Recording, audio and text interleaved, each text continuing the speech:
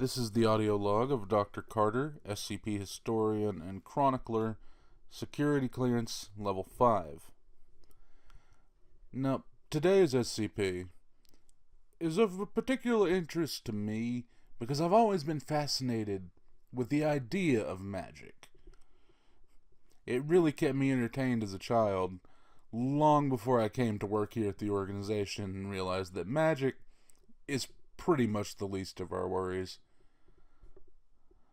But, with that in mind, if anyone would like to get out your brooms or put on your pointed hats, we'll begin today's tale of SCP-3998, aka The Wicker Witch Lives. Item number SCP-3998, Object Class Safe. Special Containment Procedures. SCP-3998 is to be contained in secure holding locker designated 3998-1. This locker is to be fireproofed and vacuum sealed to prevent access to oxygen. SCP-3998 and its locker are scheduled for cleaning every day at 9 a.m. If any D-Class personnel should spontaneously ignite, the seal to SCP-3998's containment locker must be inspected and repaired or replaced as necessary. For safety reasons, Site-34 must hold D-Class personnel, particularly those who have been convicted of first-degree murder charges and domestic abuse. If any staff are found to have been targeted by SCP-3998, they are to be investigated and then processed. Description: SCP-3998 is a human cadaver, which expired in the late 17th century. SCP-3998 lacks any legs and is covered in extensive fourth-degree burns. Sometime after its death, SCP-3998's remains were collected and fashioned into a scarecrow, held together by wicker nails and wire. Along with its severe burns, SCP-3998 appears to have suffered blunt force trauma to multiple regions of its body. It is unclear if SCP-3998 died as a result from one of the two or both. See Examination Addendum File 3998-6. The object constantly exudes a flammable liquid from its bones, which is composed primarily of ethanol and human fat. Each night between 11 p.m. and 4 a.m., SCP-3998 ignites and is engulfed in flames. However, despite being highly flammable, SCP-3998 does not appear to suffer any structural damage. When SCP-3998 is on fire and when not contained properly, the nearest person who meets a certain criteria will also spontaneously ignite. SCP-3998 targets those who have killed or physically abused a romantic partner. Though it should be noted those who have killed in self-defense or in an accident do not seem to apply.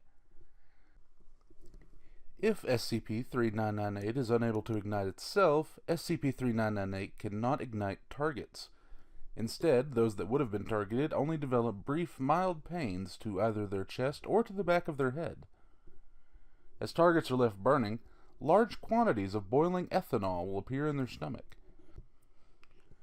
This large influx of alcohol typically induces vomiting, which causes further external burns and will often cause permanent nerve and organ damage if they survive the initial burning.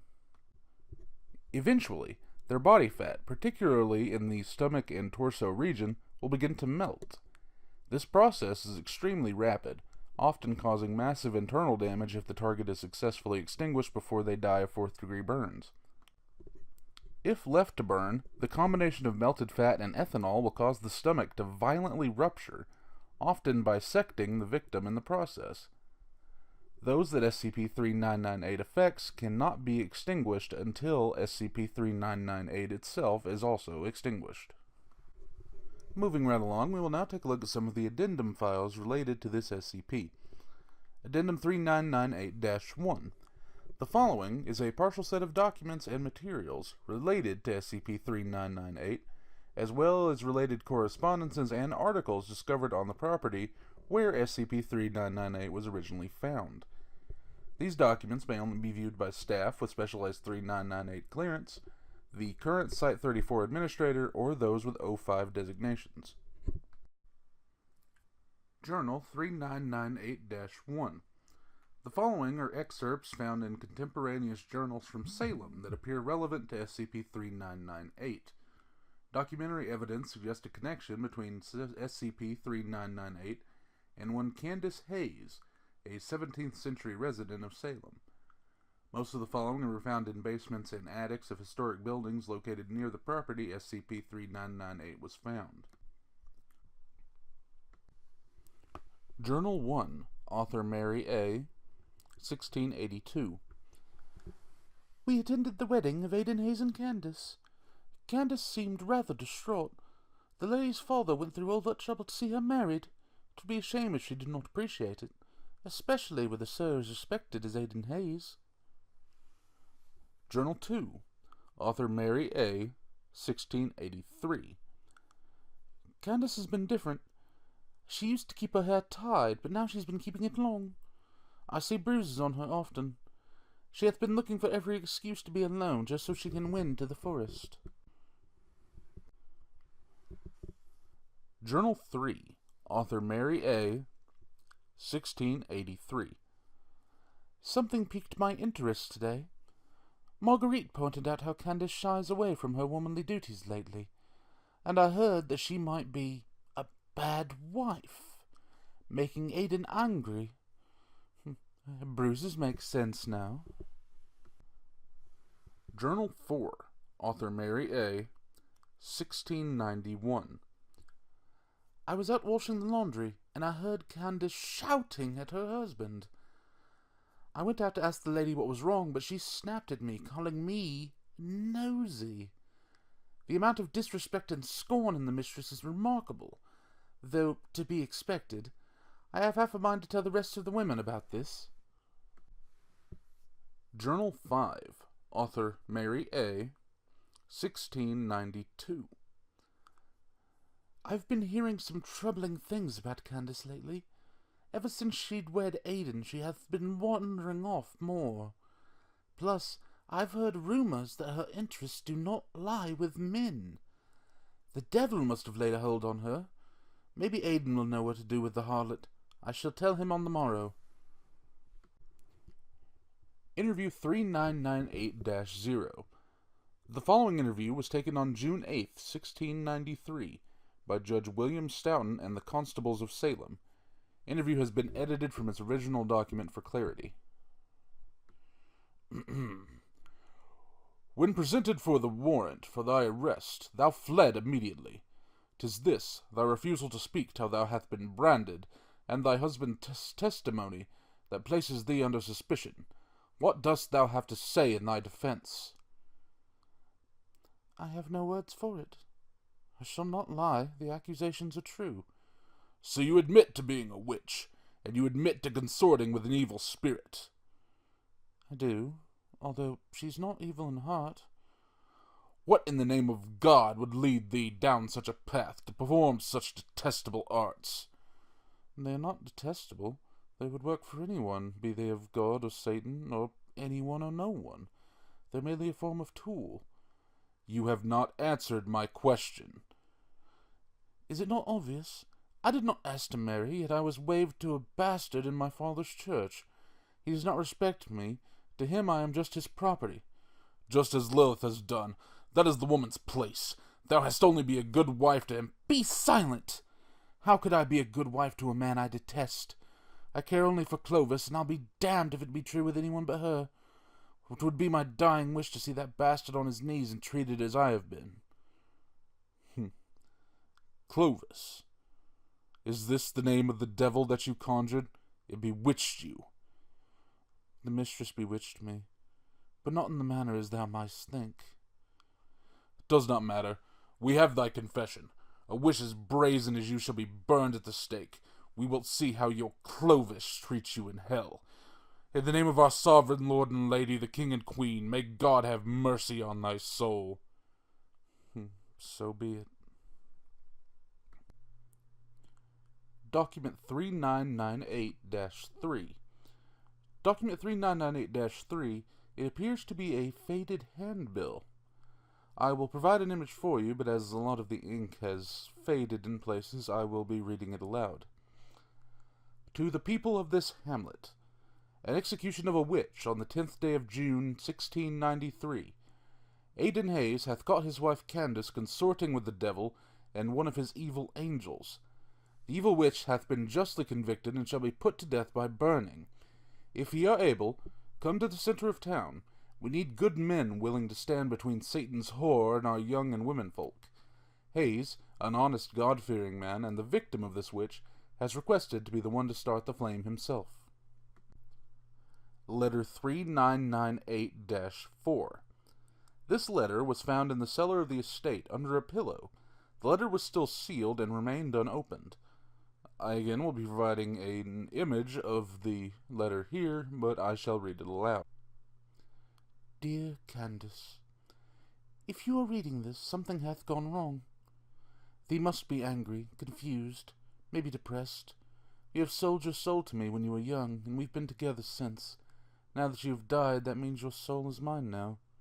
But I don't want it. I want you. I'm sorry we were caught. I'm sorry for what was done to you over the years. I'm still here for you, even if I'm not here with you. So, I have brought you back.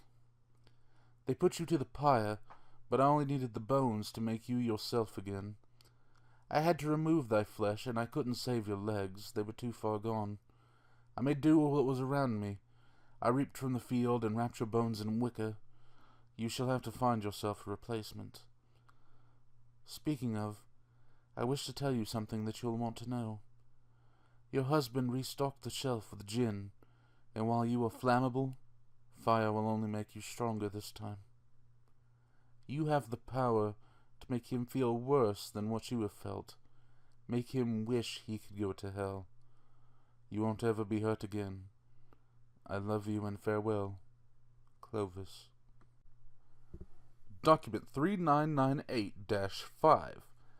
The following document is an excerpt from an urban legend website regarding an entity called the Wicker Witch. Given supporting evidence, this is hypothesized to be Candace Hayes. The Wicker Witch.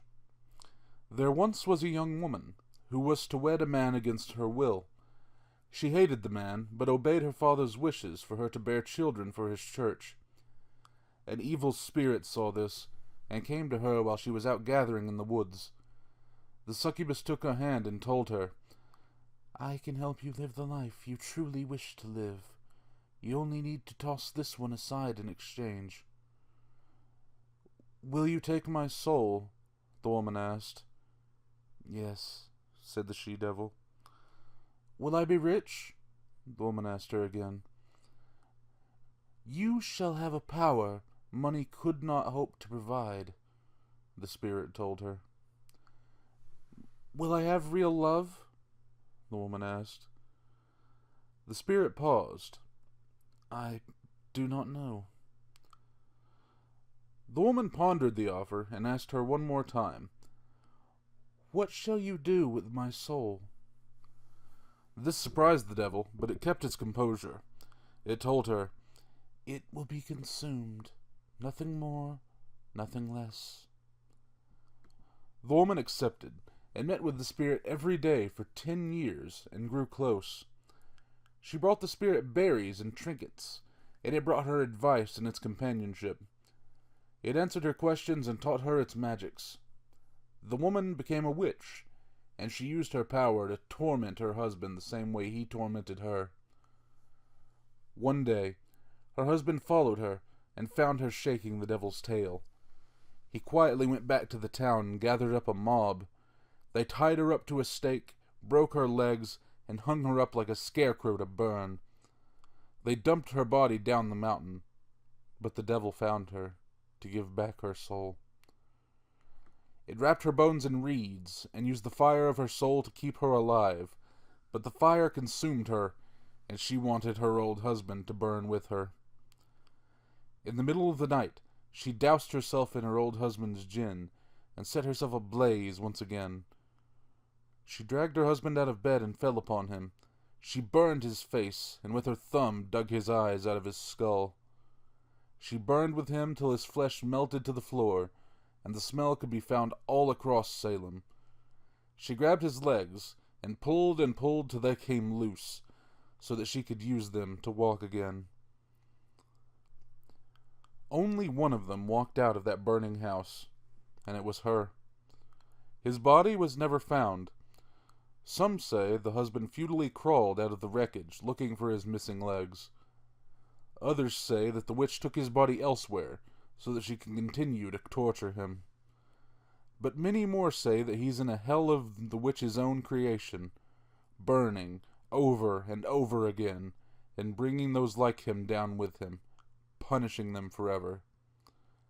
As for the witch herself, only one thing can be said for sure. The Wicker Witch lives. The final entry in Addendum 3998-1 is of particular interest. Examination 3998-6. Further examination of SCP-3998 revealed inconsistencies in bone structure and position, suggesting the cadaver is not Candace Hayes as originally thought. Below is the medical report of the findings. I will provide an image, but to simplify things, I will read an easier version for you. Report of investigation by Site 34, Salem, Massachusetts. Decedent unknown, SCP-3998. Race, white. Sex, male. Age, 32. Home address, MWSD. Occupation unknown. Type of death, violent, found dead, suspicious, unusual, or unnatural. Investigation Agency, SCP-F, Site 34, Department K. Description of body, unclothed. Eyes, unknown. Hair, black. Mustache, black. Beard, black. Weight, 5 kilograms. Length, 0.9 meters. Body temperature, 30 degrees Celsius. Date and time. Marks and wounds. SCP-3998 has sustained severe damage to its ribs and skull, implying that it was hit several times with a blunt object. Fourth-degree burns can be found along its torso, arms, and skull. Damage around the eye sockets. Legs appear to have been amputated post-mortem and are missing. Probable cause of death, fourth-degree burns or trauma to the skull. Manner of death, homicide. Addendum 3998-2. After SCP-3998 was contained, there was a noted increase in the number of murders per day in Massachusetts, increasing from 0.32 to 0.48. A large portion of these deaths are arson homicides, and the victims are known perpetrators of violent crimes. Victims appear covered in extensive fourth-degree burns and are gutted from the chest to the pelvis. Information on these murders cannot be contained due to the corpses being discovered in the public displays and being attributed to the Wicker Witch. The public has been led to believe that the perpetrator of these killings is a serial killer, using the Wicker Witch legend as an inspiration. Classification to Euclid pending on the capture and containment of the person responsible. And that's it for our reading for today. There is now some debate whether SCP-3998 is in fact Candace Hayes or if it could possibly be her husband, considering the damage to the cadaver and the folklore surrounding the Wicker Witch creature. One final addendum I would like to personally add, if I may. Domestic violence is a real issue, and it's not funny, it's not a joke, no matter how interesting this type of SCP can be. With that in mind, I'm going to be putting a number for the National Domestic Violence Hotline in the description of this video. If you need it, get help, and always try to remember, if you're in this situation, that no matter what you might think or have forced into your mind, it's not your fault. Just, if you are dealing with this, please try to get the help you need. And on a lighter note, if any of the human scum that can do this type of thing to people that they say they love get incarcerated, they could just wind up a member of our illustrious D class. And if I and my O5 superiors have anything to say about it, they could just get a personal appointment to get to meet our Wicker Witch. And if I, or any of my O5 superiors, have anything to say about it, they could just get a personal appointment to have a nice sit down and meet our Wicker Witch.